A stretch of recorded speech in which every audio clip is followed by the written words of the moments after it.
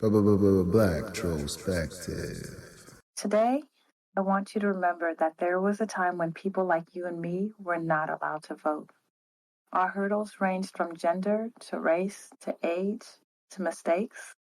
Our ancestors, Ida B. Wells, Dr. Martin Luther King Jr., Fannie Lou Hamer, Malcolm X, Nina Simone, and so many unsung heroes sacrificed their lives, made themselves vulnerable by using their voices to fight for us.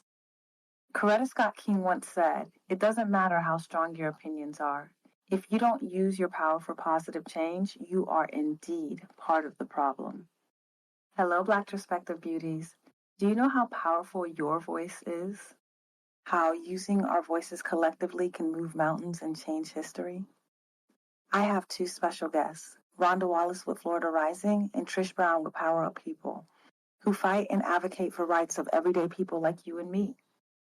And they're going to tell you why and how you can be a part of this magic, whether you're here with us in Florida or anywhere else. Ladies, can you tell the audience why you got into this work?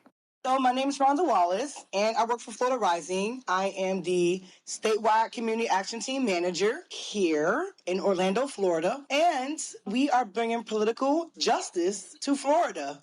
There is a lot of indignities happening in our communities, and we want to make them more resilient than vulnerable. And we're here to fight for that. Me personally, I began this work about 9 years ago. My son was horribly injured due to the negligence of others. And I realized that my son was targeted, so to speak, So I moved into a very rural neighborhood, and I felt like this is the best way for my children to become educated, the same way that everybody wants their children to get the best education. And in doing so, I didn't realize that he would be amidst and around other people that didn't look like himself. There was an incident where a mother knocked on my door, told me that my child was choking. So I immediately ran outside and I witnessed another child stuffing a sock in my baby's mouth. So I was immediately appalled, and I, of course, went with the child to their home and knocked on the door and spoke with the mother to explain to her what had taken place amongst her absence as well. And that meant that I had to be more present given the circumstances. The children explained to me that someone told them to do it. It was a dare, right? As a parent, I felt like supervision definitely was needed. So I had my oldest daughter walk my son from the bus stop to home so that those incidents wouldn't occur. And then I usually were always present outside at the park where I lived inside my complex. About maybe a month and a half after the first incident, I was outside on a beautiful Saturday. It was a gorgeous day, just like any other. And I began to walk around in the atrium circle as my children played at the park. And again, the children ran up to me and they're like, "Hey, your son is choking." At this time, I witnessed everyone running in a mass panic toward the park. So I was like, okay, let me go see what's happening. So I walked over very hesitantly, and what I witnessed was my child hanging from the jungle gym by a rope. They had basically chased my son up on top of the playground, and they put a jump rope around his neck and they hung him. The girl I was talking to, I didn't realize that she was a registered nurse, and she jumped over the fence. She took him down off the pole, and he hit the ground, and he was purple. He wasn't breathing. His heart wasn't beating. You can see that he was gone. I just screamed, but she sprung immediately into action, and she gave him CPR and got his heart back working, and he was breathing. I assumed that I could get with him at the ambulance. Hey, why did this happen? Why did you do this? But wasn't what I expected. So when we got to the hospital, he was in a coma for about 14, 15 days, the longest 2 weeks of my life. And I asked God to give me a second chance. That the gift that I was given, I wanted to make more of it. I wanted to use the things people told me was not an atrophy, it was my mouth. And now I use it to advocate for economic and racial justice across the state, and just to make sure that no one goes through that same pain and anguish that I still feel, and let them know they're not alone. And, just like everybody else's case, it's no mystery for me there was no justice, no peace. The police told me that the children were playing a game and that my child game just went wrong, and there was just nothing they could do. So I'm here to say that there's something that we all can do. We can stand up collectively and be our best authentic selves. Rhonda, first of all, thank you so much for sharing that with us. My kid was bullied as well in a rural area, and I could only imagine what you must have felt. My dad died when I was 9 months old, and I never got an opportunity to say his name, to see his face. And my ex-husband gave me the biggest honor in the world and let me name my son, my first son, after my father. And I felt like this world keeps trying to rip him out of my arms every time, something happens to him. I just feel like it's my father again. Yeah. And that this world won't let me keep him. But God gave me a second chance. He told me it's not real, it's not true. And my child is here only because of the grace of. I mean, I don't know what impact it's taken him as now, even as being a young man. Yeah. But that's hard. Thank you. And thank you for sharing that. Of course. People need to know. This is our testimony. And if we don't speak out, silence equals death. Yeah. And this will continue to happen to other people. If we tell our stories, we'll realize that we're not alone in the things that we're saying. Rural neighborhood. So was that like a predominantly... Correct. Okay. They don't prefer us to be there. And that was just evident on, like you said, the bullying and the degradation that he went through. Yes. And he wasn't prepared for that. I had loved my child. Yes. I had loved him like any mother would love their child, and he wasn't ready for that. He wasn't ready for that type of evil. And we didn't know to prepare them to be ready. No, we always want to feel like, oh, this is over, it's done with, but there isn't. That opened my eyes up to that fight was so real. And I'm going to defend me and mine to the utmost. That just shows ignorance because for some reason those kids decided that his life wasn't equal to theirs. And then accountability. And they knew nothing would happen to me, the parents either, right? By the time I got home after that stint at the hospital, obviously, they were gone.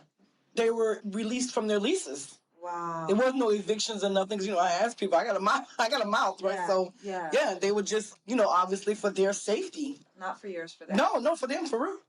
Thank you for having me. Of course. Trish, why don't you tell the audience a little bit about you? In the 1930s, like late 20s, as far as like coming up, my mom worked in the fields picking cotton and tobacco. My aunt, she worked in a house where she had to be a nanny and she had to breastfeed. My dad had no education at all. He didn't know how to read. And my mom, she couldn't finish school, so she had to drop out in the 6th grade just to work out in the fields to keep the family alive. And that was a family of children. Being from a family that has been impacted by slave generation poverty, educational equity, somehow managed to pass high school. I was an honor roll student. Any adults to try to help me with education. I went off to college. I thought I was ready. I had been so competitive in high school and during elementary and junior high. So I thought I was ready for this. And when I got to college, then I was crushed. It traumatized me and impacted me to the point of where there was so much pressure for me to try to stay afloat in the academics, that dealing with homelessness, dealing with trying to make sure that I had food in my belly, steadily out here struggling with others, together trying to stay afloat. So I dropped out of college. I ended up here in Tallahassee, Florida with my dad. This is my dad's hometown. Through my beginnings, I have been impacted by incarceration as far as once I landed here in Tallahassee, there's so many cops here that they have a cop for every man, woman, and child in this community. I believe it. For folks to get in trouble or to get profiled because I didn't have the monies to get a decent lawyer that would actually properly defend me. And the charges dropped for me. I took the L, ended up doing a year's time in jail. And once I got out, it had been that issue of doors always closing, not being able to get proper living arrangements. That was an issue because of my incarceration. And also, I was fearing my freedom to vote, freedom to travel, all those things. I couldn't get any license. I was working for a car dealership, and I couldn't even get licensed to register tags with those due to my incarceration. I went on to start doing community outreach and engagement. I volunteered with Ms. Maisha Mitchell, who's my mentor of Tallahassee Food Network and Florida Front Porch, Frenchtown Governor Revitalization Council. And she put me to the test always. Whatever she threw at me, I got it done. but it also gave me that sense of understanding what outreach and engagement means as far as like connecting with poverty impacted and marginalized disenfranchised communities. How I got involved with Florida Rising. We started with my own personal advocacy, my own personal urgency to want to keep people safe in my communities. And that meant not just Tallahassee, but throughout North Florida and the Gulf. When Hurricane Michael came, I was on the ground here in Tallahassee doing debris pickup. Florida Rising was right there, and they were observing my work. And they said, hey, do you want to team up? We ended up doing so much incredible, great work in uplifting all people of all colors in regards to the impact that was so devastating to so many poor communities and to groups of folks part of the synagogue that were not getting the mutual aid support that they deserved. Like in Mariana, we found ourselves sneaking water and supplies to Mexicans because the main tent that was there, police were set up right next to the tent. What? So it was terrifying for Mexicans to even want to try to get diapers or whatever it was that was available, water and such. We would give them like mutual aid support there. But it was a shame that police were trying to set that up like that, where they were just waiting to just snag refugee immigrants. What I noticed in commonality was that there's a lack of accountability or assistance in a term of access to when needing just the parents to either stand up and do the right thing instead of running away and hiding, or even assistance to Trish, you and your organization with helping people just get the basic necessities that Black Panthers were fighting for, the basic necessities for life. So with that, when I think of all of those circumstances, it kind of wraps around like, why are certain organizations such as the police force, the mayor, why are they able to operate in the way that they do? And a lot of the red tape that's around them and what they do is based on the laws and the people that we put into place for that. So I don't know about you ladies. In my experience, I've noticed that a lot of people, even now, vote less. Have you guys had the same encounter? Yeah, I have, absolutely. I mean, I see that some people, just like the parables that we just said, aren't there, or they aren't aware, or they are aware, and then the accountability part. But most of all, it's the bird dog tactics, them picking up the drop boxes and taking away early voting. It makes it inconvenience for people to do something that they were doing. We actually broke a record for the most vote by mails. Why would you take something away that's working? And it discourages people from wanting to do. But what I would ask them to do is not think about themselves, but think about us as a collective. This is bigger than just you. You have all your people behind you. If we want to see the voting power as far as like in our communities, in our society, I know that we do need to do away with electoral votes. They just don't make no sense. They don't really count everybody's vote. One of the reasons why folks in our communities feel like our vote doesn't matter because of the electoral. I love that you brought that up because a lot of people were upset when Trump got elected into office. A lot of people were like, oh, well, you voted them in. Actually, no, Hillary actually won the people's vote. The Electoral College chose Trump to be the president. And a lot of people negate that information or leave it out or tend to forget that. The other thing is that pushed so hard here during Gilliam's campaign to encourage folks right there in the midst of that FRR for the amendment for as far as like the voting, voting for those incarcerated. I believe it was Rep. Grant that, if I'm not mistaken, that was pushing for this poll tax in regards to the Fourth Amendment. So we're told in our communities, like people impacted by incarceration can vote, but now you got to up your fines. And folks were scared because they were asked to like actually see if they were qualified to vote. Some were told to go ahead and vote, put fear in a great deal of folks' hearts in regards to, I might go back to jail. Yeah, Trish, can I stack on that real quick? I mean, not just that. You ask these people, like you just said, to pay their fines and fees. They registered at the supervisor election in their regions or prospective areas. And then the supervisor election, which is a county thing, and the state level isn't connecting, right? Mm-hmm. So you registered, they told you could vote, they mail you your voting card, and just like the provisional ballots, your vote may not or may be counted because of the disconnect, and then you may get arrested, right? You don't even know if it went through. The county told you all good, and then the state's like, no, you weren't. And it's like, wait a minute. Why aren't y'all two talking and communicating and telling me what else is needed or necessary? We got to fix what's broken. You know what I mean? And not keep going back and revisiting things that have no bearing to the situation. Nothing happened to those drop boxes. Nothing happened to our vote by mails. Why are we so fixed and focused on something that nothing's happening with when the things that really are transpiring that need fixing, like the fines and fees or the disconnect between the state and the county?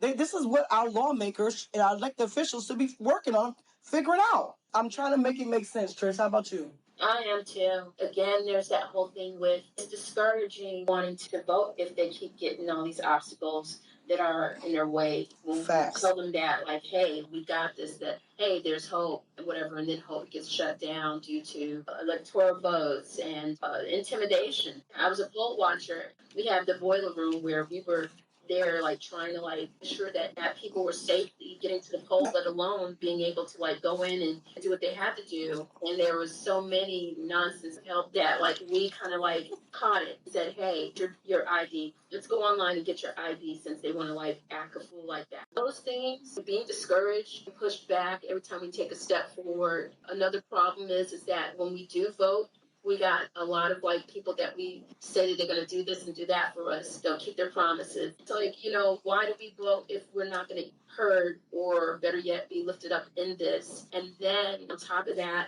you're not going to keep your word about like what you say you're going to do for us. So we have to stop voting for suits and ties. Hey.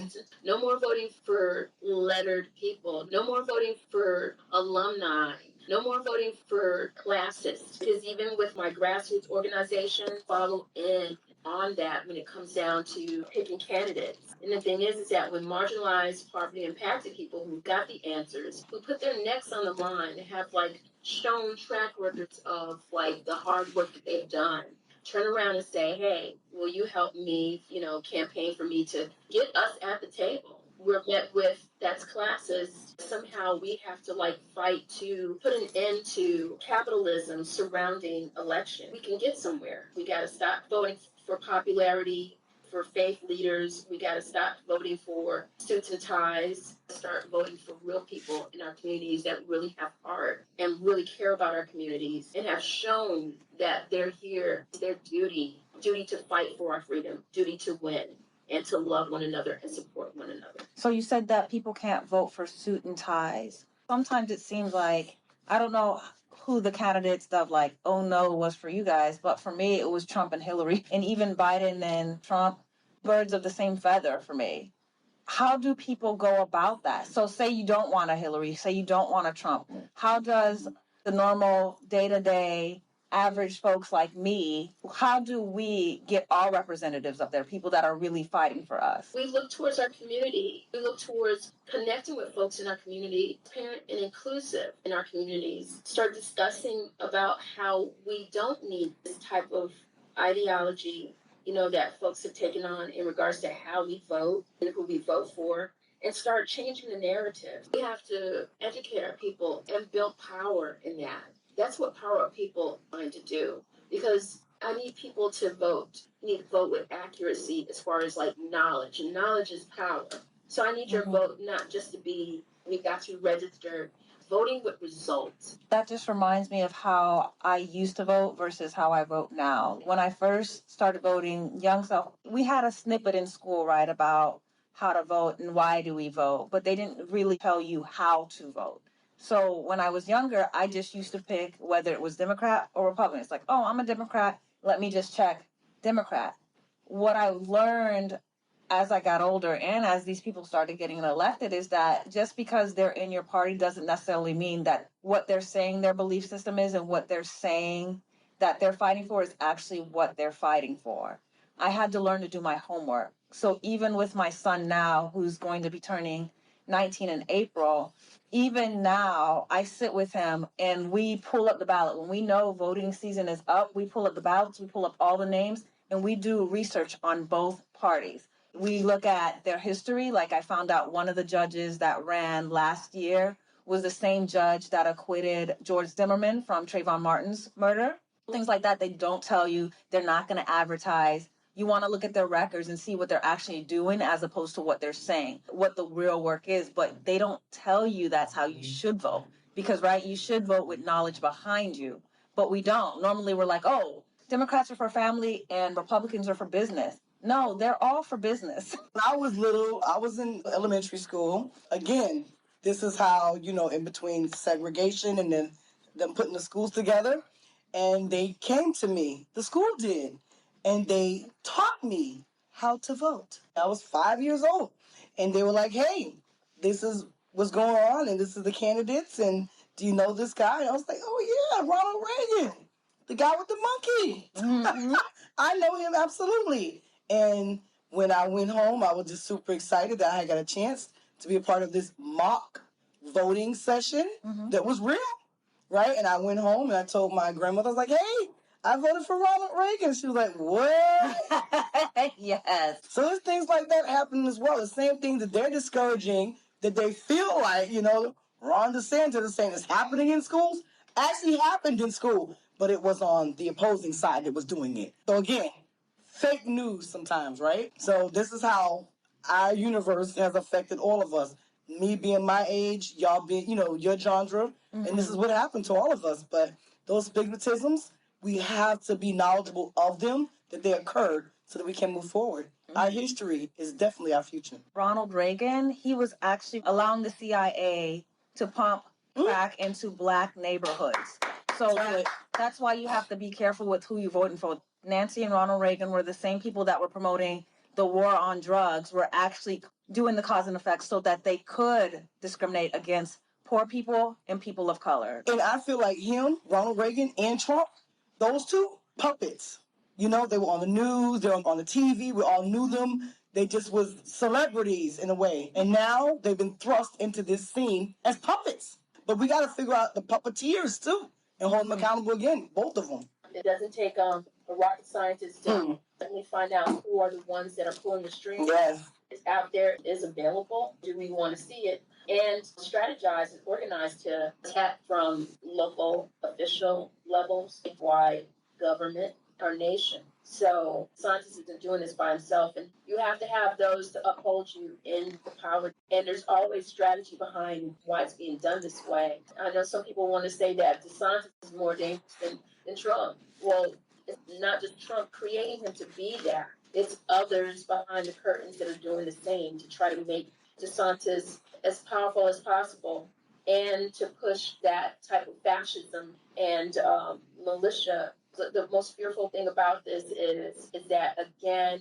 there's always strategy, racist capitalists. And I will say that regardless of how terrifying and how huge DeSantis is becoming, better yet popular he's becoming, you have to understand that he's not the one in control of this. People are lifting him up in power so that they can continue to maintain power.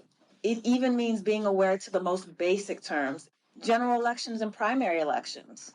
General elections is every 4 years, and the primary elections is every 2 years. Can you ladies kind of elaborate to the audience about the difference between general elections and primary elections? Well, I can speak on the county election, and I know that they're the most important ones. Those are the ones that affect your school, what your kids are going to, your roads, your lights, anything that's at a county level that's affecting you right through the ground. That's the most important election, in my opinion. That's our city judges, police officers as well, are in conjunction with those judges, right, that are putting bad charges on people, giving them overcharges, so they spend more time in jail and prisons, right? These are the ones that we need to take a focus and look and see, hey, wait, I live here in this area, in this district with my neighbors and my residents. I'm a patron and I deserve more. Our local elections, which is the primary ones, are going to do that, are going to be the ones that decide our water and sewer, decide our school boards for our children, who's on those boards that making the decision for our most vulnerable, which is our youth, whether we have resource officers in our schools.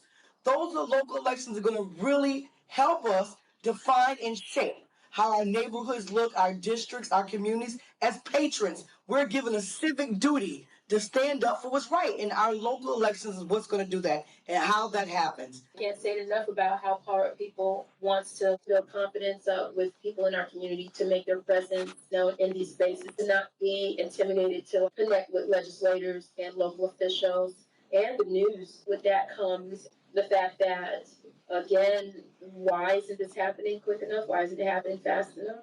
Well, when people like grassroots organizations who are poverty impacted, marginalized, don't get the funding needed to actually operate and be sustainable and carrying out these campaigns or carrying out these missions out here. We need philanthropists, we need humanitarians, we need each other, we need organizations who agree with the common goal. Preach. To like start dumping money. Other organizations that are trying to do the work. We can't do this by ourselves. We can't do this as individuals. We must do this as community. Community means family. Family means love. That we gotta stop talking the talk and start walking the walk. If we're family, if we're community, then we need to act like that. And that means when you live from the bottom, as Reverend Barbara has said, live from the bottom, everybody rises. Reallocate that money in regards to policing. Start dumping money into marginalized, poverty impacted communities, giving more resources, sustainability, implementing moratoriums that will stop the direction of going into homelessness. Everybody in your mama will tell you about the problems in your community. But now we have to also, as organizers, as community people, we also have to switch the conversation. And the conversation needs to be, what are we going to do about it? And local elections, by the way, are every 2 years. Absolutely. Trish, tell us about that general, baby. So general elections are held to select the final winner of a political office, such as a president, governor, senator, or representative. It's typically held after the primary elections, and the winner of the general elections assumes office for a fixed term. General elections are usually held on a fixed date, often in November, like it is here in the United States. Usually every 4 years, but it can vary depending on the office. In a general election, the political parties nominate their candidates for office being contested or competed against. Independent candidates may also run, but keep in mind that the write-ins can only run during the general election. It's pretty much that you did not get petitions signed during this to get on the ballot. And as a write-in, you can only jump on board as far as in the general elections. So it's that line there that you're just not happy with the folks that are on the ballot already. So you go ahead and write in who you feel you want to be that candidate who becomes city commissioner or county commissioner or something like that. Like me.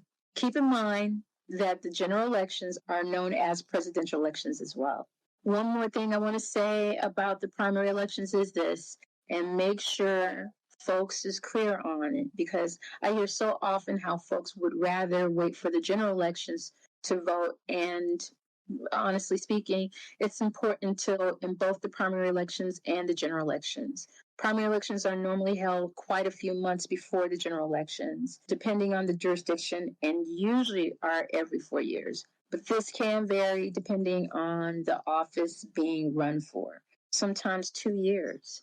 So primary elections are contested by candidates from political parties who are competing to be selected as the party's nominee for the general elections. Each party holds its own primary elections, which is separate from the other parties. In some cases, independent candidates may also run in primary elections. There are 4 main types of primary elections out here. Closed primary, only registered members of the party can vote. So if you live here in Florida, know that you are in a closed primary state. Open primary, its voters can cast a ballot for any party, regardless of their party affiliation. Semi-closed primary, registered members of the party can vote, as well as independent voters, like North Carolina, where you used to reside a while ago. Sure did. That's how it is there in North Carolina, semi-closed primary. Semi-open primary, registered members of the party can only vote in their party's primary, but unaffiliated voters can choose which primary to vote in. It's crazy. Eligibility to vote in a primary election varies depending on the jurisdiction and the type of primary held. Generally, voters must be registered with a political party to participate in a closed primary like Florida. In an open or semi-open primary, voters may be registered with any political party or may be unaffiliated. The voting process typically involves casting a ballot at a polling place or through mail-in or early voting. In some cases, electronic voting also may be available. I say this all just to make sure that folks have an understanding that the differences between general and primary elections is essential for anyone who wants to participate effectively in the democratic process. While both types of elections are important, they serve different purposes and have distinct differences in terms of timing, candidates, and parties involved in voting processes. By participating in both types of election, I'm going to keep it real with y'all, voters can ensure that they are making their voices heard and contributing to the selection of the best candidate for the office. Ultimately, every vote counts, and participating in both the general and primary elections is essential and important way to make a difference in our politics. I also want to convey this too. We need folks to start to research their candidates and their incumbents. Look at how they got their donations. That says a lot about a person in regards to where they're accepting their donations from as to who you are trying to put in the seat. Also, do your research online as far as what you've heard. Try to do your research on their, track record. See how much have they tried to give to the community? How much have they sacrificed? What links are they willing to go to uplift you, lift others in our communities, go the distance, put their necks on the line to enrich marginalized and poverty-impacted communities. Most of us folks and everything who are listening to this, we are in some way or form impacted by poverty. We are marginalized and disenfranchised. We want champions. No more politicians. We want people. We want real people to get into these seats and to advocate for us and to make sure that our monies, whether it's statewide or whether it's local budget, whether it's our national budget, making sure that the people who are disenfranchised and marginalized are being lifted up and that we are investing in the poor. Let's fight poverty and down with the capitalism that has continued to hurt and harm and destroy folks in struggling with these food disparities and being out here in these streets as far as going homeless, not being able to afford a place to live, and so much more. Quality health care, quality trauma care, investing in green infrastructures and the things that we need right now, right away. We can't wait 5 years, 10 years for folks to start taking action. So we need aggressively progressive champion leaders in our communities to be at the table, representing us and pulling us as community people to the table. Again, these are the people's seats. A lot of these legislators and politicians need to recognize that. It's so important that we're at the table from beginning to end when it comes down to talking about the budget. We should be transparent and inclusive to everything that's happening with our tax dollars, which is money that we're giving, period. We can look past the word tax and understand that it's just money that we're taking out of our pockets to give to our budget and to the state and to our nation. So we should have a major, strong say in what's being done with our money that we are sacrificing. Thank you so much, Trish. Rhonda, is there anything else that you would like to add? Early voting happens October 28th to November 5th. And if you prepare your family members, check your ballots. I'm talking about vote like your life depends on it. And get excited. Let's get excited about going to vote. Let's get excited about going to the supervisor election, taking our family and friends with us to pass the torch. We have to start instilling those values in our people, those values in our neighbors, those values in our districts. Let's be honest. Our voices is in that vote. Our legacies are in that vote. The people that came before us, the ones that's after us, we have to be there in the middle of history right now. Let's get excited with our principles, with our values. Let's vote for our future. Let's vote for our past. Not give up our voice. Not give up what the other people have sacrificed before us and the people in front of us need to know. Let's be the first ones on deck in front of those polls and just do what we know is best for our families. Trish, Mauline, you feel me, right? Absolutely. Thank you so much, both of you ladies. If you want to become involved with making a difference, please be the change you want to see and join a social justice organization like Florida Rising with Rhonda and Power Up People with Trish. If they don't live here in Florida, what's the best place for them to get the most up-to-date voting information? Go to your supervisor elections website, put in your state, put in your county, put in your name and birthday, and it'll pop right up. I would say do that now. Don't wait till later. Do it now so that you have that stuff on deck, on stack, ready to go. Let's be honest. One person does make a difference. You are that unicorn. Your vote matters. You are that special person that they're afraid of. And if you don't have a seat at the table, you're definitely on the menu. And I'm not going to allow them to eat off my back any longer. Please get out there and get excited. Trish, Mauline, thank you so much for having me. And I want to just tell you that you are my sister queens. And if the listeners want to get a hold of you ladies, how can they do that? We are all the way from Miami to Tallahassee. We're in 12 counties. Anybody wants to get a hold of me, I'm extremely transparent. My name is Ronda, RONDA, at floridarising.org. I'm happy to take emails, phone calls as well. 407-223-2579. Yep, just ask for a unicorn. I'll know exactly what to say and who to say it to. I look forward to hearing from everybody that wants to hear the sound of my voice. And my sister Trish, talk to me, Sister Queen. Definitely always staying connected with Florida Rising. But I definitely want to tell you, if you want to get involved with education and accountability, intentional accountability, as far as like lifting up each other in our community, you can like get me at Trish Brown at power.love, POWERUPPEOPLE.love, LOVE. I'm on Instagram, Power Up People, and I'm also on Facebook, Power Up People Love. But again, we're here where the heart of the parasitical infestation, as far as like this fascist militia governing that is happening in our state. We're here at ground zero for real. Like help build Power Up People so that we can educate our people in our communities and lift them up and make the vote powerful, not just be registered to vote, make the vote powerful and intentional when we go into the polls. Thank you both so much. If you enjoyed this episode, please feel free to check out our website at blacktrospective.com. That's BLACTROSPECTIVE.com. This will give you access to our mission and our content from episodes, interviews, articles discussed in our shows, show topic resources, and social media platforms. This is Allie, and thank you for starting the hard conversations with us. It's time to get comfortable with being uncomfortable, and remember, Black Prospective Beauties, love, peace, and support Black businesses. This show was edited and produced by Mauline Anestal and co-produced by Clarence J. Woods.